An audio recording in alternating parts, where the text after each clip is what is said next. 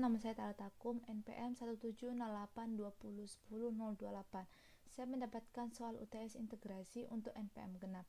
Untuk menjawab soal ini saya melakukan dua cara, dan data yang saya pakai adalah data file transaction.csv dan data customer.csv. Untuk data yang pertama yang berhubungan dengan database, saya harus mengimport data transaction dulu dan data customer dulu ke dalam database, dengan hasil sebagai berikut.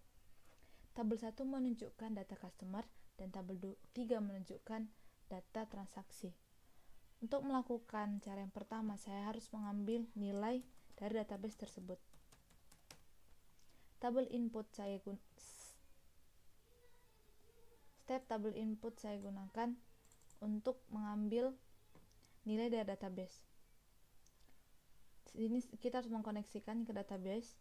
Lalu saya akan menggunakan data customer ID, total amount dari tabel transaksi, atau jika di database saya tabel 3, dan saya akan langsung mengurutkannya berdasarkan customer ID secara ascending. Untuk selanjutnya saya akan melakukan group by, mengelompokkan berdasarkan customer ID.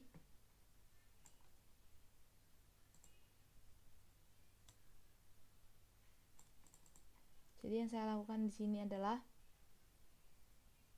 pengelompokan data berdasarkan customer ID, dan data yang saya butuhkan adalah untuk nilai frekuensi, atau nanti nilai frekuensi ini adalah seberapa banyak si customer ID melakukan pembelian. Jadi yang saya ambil tipenya di sini adalah number of rows. Jadi seberapa banyak baris yang ada di dalam tabel transaksi tersebut berdasarkan customer ID. Atau biasanya di SQL ini adalah fungsi count. Di sini saya akan langsung mengubah nama ke nama nilai pembelian, dan di sini menghitung seberapa besar jumlah transaksi yang telah dilakukan berdasarkan customer ID. Akan saya save terlebih dahulu, lalu kita run untuk mengecek datanya. Data yang muncul sudah di group by berdasarkan customer ID, sudah ada frekuensi seberapa banyak dia melakukan, dan ada nilai pembelian seberapa banyak dia mengeluarkan nilai untuk pembelian tersebut. Yang selanjutnya saya akan melakukan sort rows, karena yang kita butuhkan adalah data yang paling besar.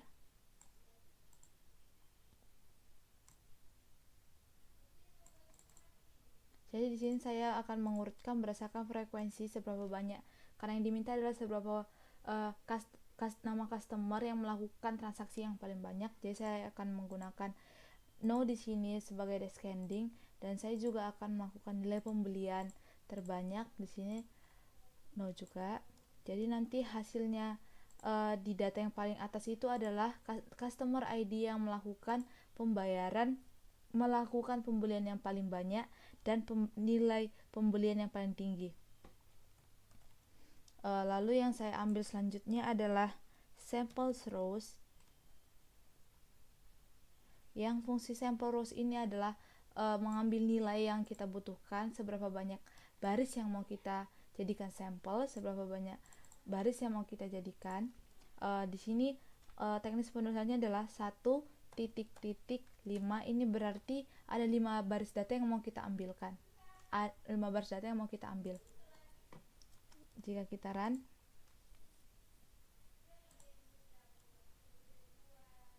akan muncul 5 data teratas. Karena yang dibutuhkan adalah sebenarnya nama customer, berapa banyak dia melakukan transaksi, dan berapa pengeluaran atau nilai pembelian yang dia lakukan jumlahnya. Maka di sini kita harus membutuhkan nilai customer name yang bisa kita dapat dari tabel yang pertama atau tabel customer. Jadi kita menggunakan database lookup.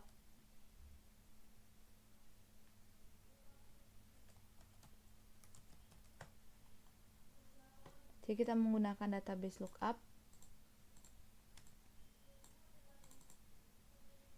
Kita seperti yang saya bilang tadi, di database saya data customer terletak di tabel pertama. Jadi yang kita samakan nanti adalah kita mengambil customer ID sebagai primary key dari data transaksi, kita samakan dengan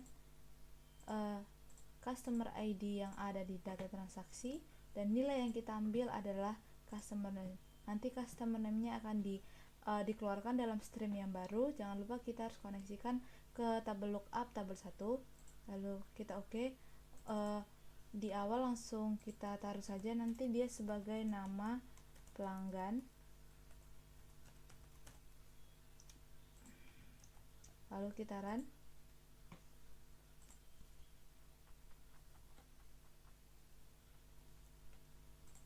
Lalu muncul data frekuensi, nilai pembelian, dan pelanggan.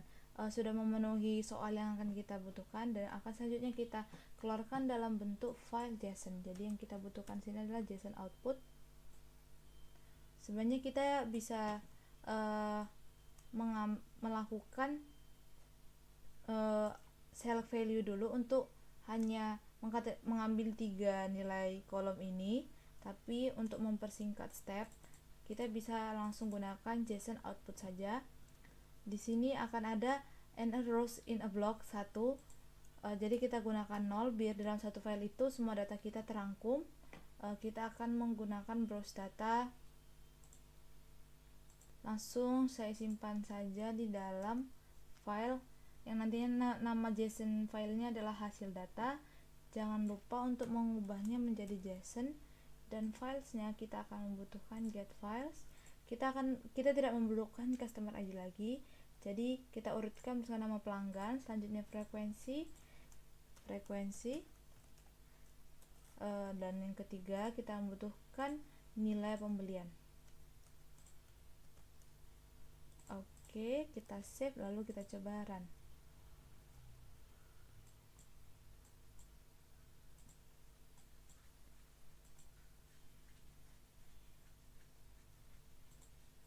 Data yang muncul di sini adalah customer, frekuensi, nilai pembelian, dan nama pelanggan. Coba kita cek data selanjutnya itu di dalam JSON filesnya. Sudah muncul dalam tipe JSON files, dan yang keluar akan sesuai dengan data yang sudah ada di spoon. Ada 5 data seperti data berikut,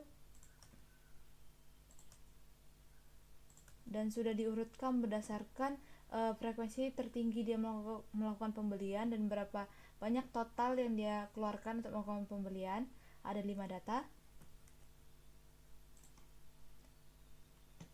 Untuk mendapatkan 5 data, dan saya masukkan ke dalam satu file JSON dengan cara menggunakan database. Untuk cara yang kedua adalah berbeda di awal dalam cara pengambilan datanya. Untuk cara kedua kita mengambil datanya langsung dari data CSV. Kita ambil data yang pertama dari data customer. Delimiternya adalah titik koma, dan kita ambil get files semua, lalu kita ambil semua, lalu kita oke. Untuk mempermudah kita mengambil sort rows, dan kita urutkan berdasarkan customer ID dengan cara yang paling besar atau no descending. Untuk selanjutnya kita mengambil data transaksi. Kita ambil CSV file input lagi, lalu delimiternya jangan lupa titik koma, karena di file CSV delimiternya adalah titik koma. Lalu kita get files. Oke. Ini juga kita sort row agar lebih gampang.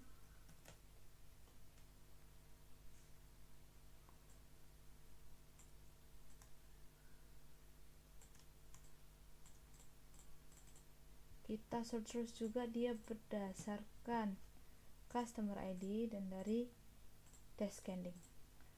Di sini saya akan menggunakan merge join untuk menggabungkan dua tabel ini menjadi satu tabel.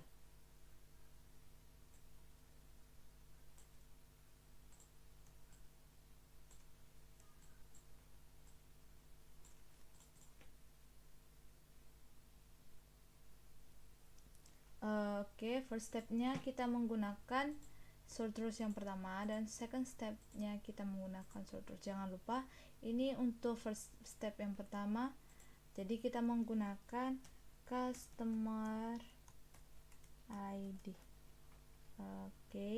Dan ini kita hapus, ini juga kita pakai yang customer ID. Jadi primary key nya dari data customer kita joinkan dengan foreign key yang ada di data transaksi. Kita oke. Untuk mencobanya kita run dulu.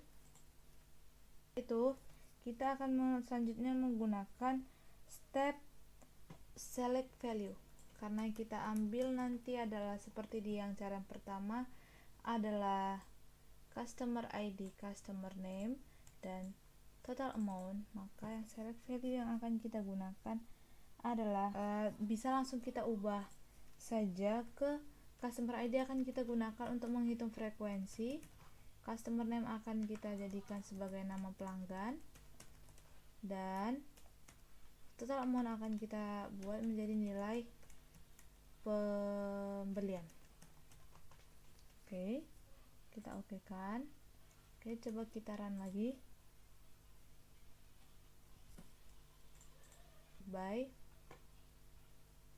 Group by untuk mengelompokkan data seperti di cara pertama berdasarkan customer ID-nya.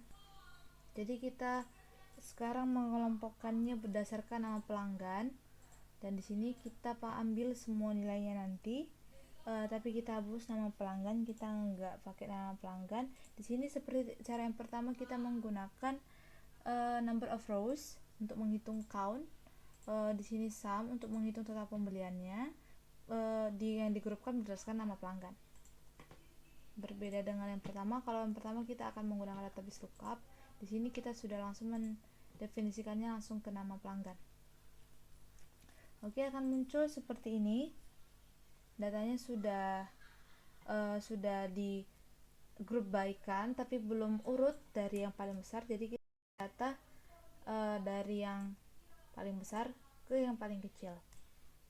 Sama seperti cara yang pertama, kita mengurutkannya berdasarkan frekuensi dan berdasarkan nilai pembelian. Dia berdasarkan descending dan descending juga.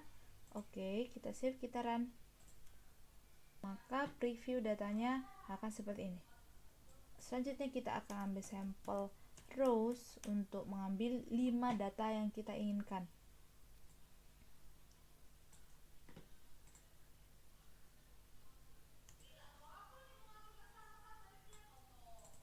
Sampel rows-nya dia ada 5 data yang kita butuhkan, maka kita buat 1.5. Selanjutnya kita akan menghasilkan atau mengekspor data ini ke JSON output. Jadi langsung kita buat, jangan lupa ini kita ubah 0 karena kita akan membutuhkan satu file JSON yang di dalam satu file itu sudah terekspor semua datanya. Jika kita buat 1, dia akan keluar dengan jumlah file yang keluar adalah sebanyak data yang sudah muncul di sampel rows tadi. Jadi kita file name-kannya berupa hasil data kedua. Jangan lupa dibuat jadi JSON. Filesnya kita ambil semua, kita urutkan.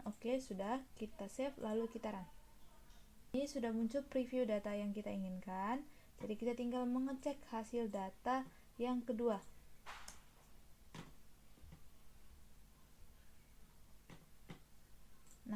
Hasil datanya muncul 5 data sesuai yang kita inginkan tadi.